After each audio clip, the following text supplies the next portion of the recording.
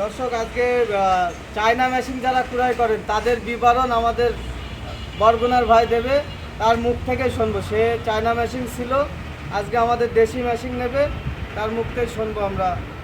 তা ভাই একটু বলেন, আমাদের যে আনারসগুলো দেখলেন যাতে যে বিচলি টানে।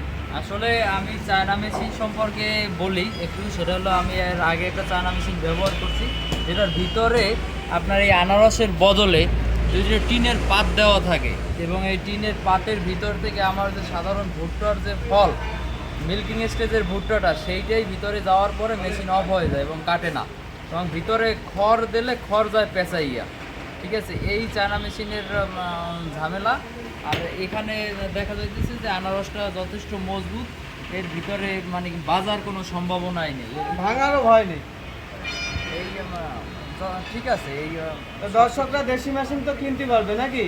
অবশ্যই দর্শকরা ওই চাকচিক্য, উপরের চাকচিক্য না দেখে এইগুলা কিনুক, এবং এগুলা ফিটিংও অনেক সহজ, এগুলোর ফিটিংয়েও অনেক ঝামেলা।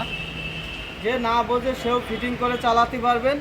আর এই মেশিনগুলো আপনারা দেশি বলে আপনারা গুরুত্ব দিচ্ছেন না, কিন্তু দেশি মেশিন আপনার অধিক টেকসই।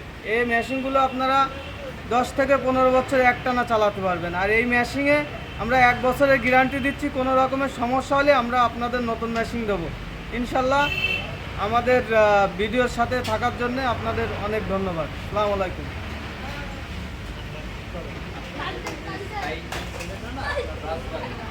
একটা ভিডিও আছে।